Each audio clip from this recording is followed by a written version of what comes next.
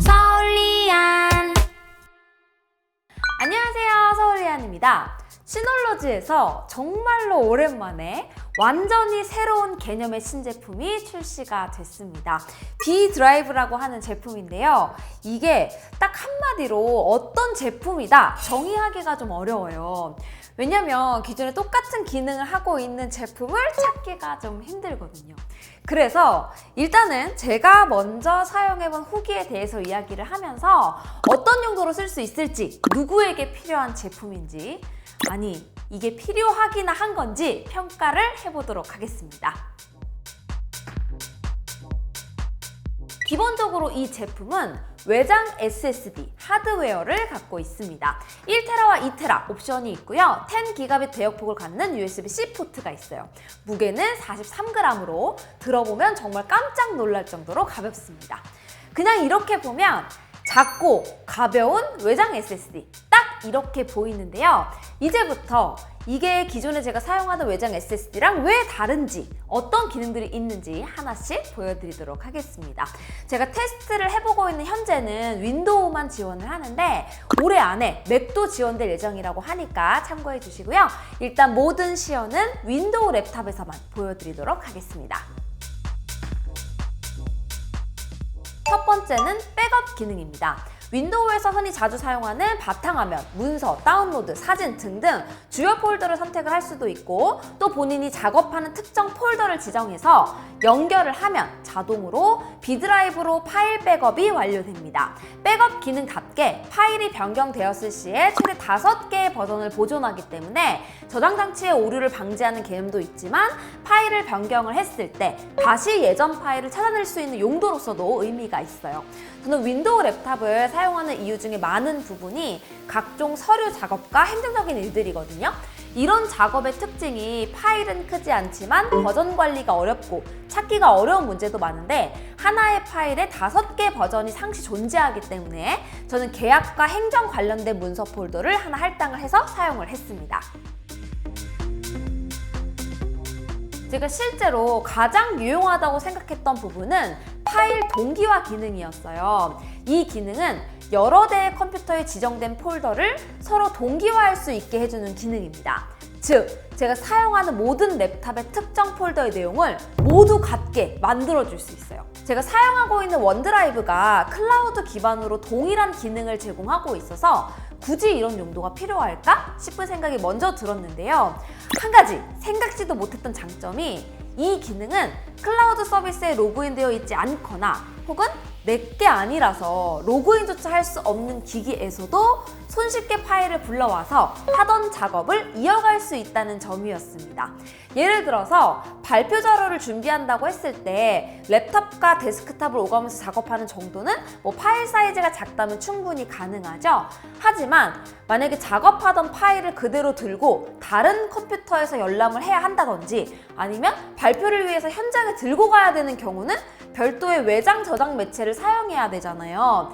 그러면 그 순간부터 파일의 버전이 나뉘게 되고 더 이상 클라우드 속의 내 파일이 최신 파일이 아니라 저장 매체에 고립된 파일이 최신 파일로 떠다니게 됩니다. 그때부터는 버전 관리가 힘들어지고 실수로 최신 파일을 날려먹는 일도 발생하게 돼요. 반면에 동기화 기능을 사용을 하면 B드라이브를 중심으로 모든 최신 파일 버전이 동기화가 됩니다. 다른 곳에서 파일을 열람하고 수정을 하더라도 B드라이브에서 불러서 작업을 하기 때문에 다시 집에 와서 연결하는 순간 최신 버전으로 또 업데이트가 되는 거예요. 이런 측면에서 활용도가 있겠다 싶었습니다. 다음으로 스마트폰과 함께 사용할 때 유용한 시나리오가 있습니다. B드롭이라고 아이폰의 에어드롭과 이름이 유사하죠? 기능까지 아주 유사합니다. 같은 네트워크망에 있는 아이폰이나 안드로이드 스마트폰에서 B드롭을 통해서 보내고 싶은 사진이나 파일 등을 선택하면 바로 B드라이브로 전송이 되면서 연결되어 있는 PC에서 팝업으로 파일이 표시됩니다. 아이폰이랑 맥 사이에서 파일을 전송하는 거는 당연히 에어드롭이 훨씬 더 쉬운 방법이겠지만 플랫폼이 바뀌면서는 이게 생각보다 전송이 쉬운 일이 아니거든요. 그런데 속도도 빠르고 과정도 아주 쉽기 때문에 이거 정말 자주 써먹게 되더라고요. 그리고 또 하나, 스마트폰에 있는 사진을 백업해주는 기능이 있습니다. 설정을 통해서 원본 혹은 호환성 높은 JPG로 변환해서 백업을 해주는 기능이 있는데요. 스마트폰을 교체하면서 전체 사진을 한 번에 백업해야 할 경우에도 유용하고, 아니면 제가 사용하는 방식대로 새로운 사진만 자동으로 추가되도록 해서 스마트폰으로 사진 촬영을 하고 컴퓨터 앞에 앉으면 바로 동기화가 되면서 촬영한 사진을 바로 불러서 공유하고 작업할 수 있습니다. 크게 세 가지 부분에서 기능을 설명을 했는데요. 하드웨어 상으로는 아주 단순한 외장 SSD라고 보면 되는데, 데스크탑 앱 그리고 아이폰과 안드로이드 모바일 앱을 이용해서 파일 백업과 동기화 기능을 제공하고요. 스마트폰과의 무선 파일 전송을 손쉽게 만들어주는 디바이스라고 생각하시면 됩니다. 이런 디바이스는 정말 개개인마다 어떻게 랩탑과 데스크탑을 활용하는지, 그리고 어떤 디바이스를 어떻게 조합해서 사용 중인지에 따라서 활용도가 천차만별이에요. 제가 사용하는 방식도 하나의 사례 정도로만 참고해주세요. 제가 가장 유용하게 사용했던 것은 리뷰용으로 랩탑을 설정할 때 사용하는 파일들을 모아놓는 용도입니다. 아무래도 저는 새로운 랩탑을 사용할 일이 많기 때문에 초기 설정에 드는 시간이 상당히 오래 걸려요. 그래서 제가 소유하고 있는 메인 랩탑에 폴더를 만들고 그 안에 리뷰를 위해서 제가 하는 절차를 정리해둔 PDF 파일, 그리고 다운로드 받은 소프트웨어를 하나의 폴더에 저장해둔 다음에 이걸 B 드라이브에 동기화합니다. 그러면 제가 새로운 버전을 받으면 받는 대로, 그리고 벤치마크를 해보고 싶은 파일을 추가하면 추가하는 대로 계속해서 알아서 B 드라이브에 최신 버전의 랩탑 리뷰용 초기 설정 파일들이 남게 되죠. 그리고 새로운 랩탑에 도착하면 저는 그냥 B 드라이브를 연결한 다음에 설치를 시작해 나가면 됩니다. 또 하나는 사용하고 있는 여러 스마트폰의 사진을 한 곳에 모아서 관리할 수 있다는 점입니다.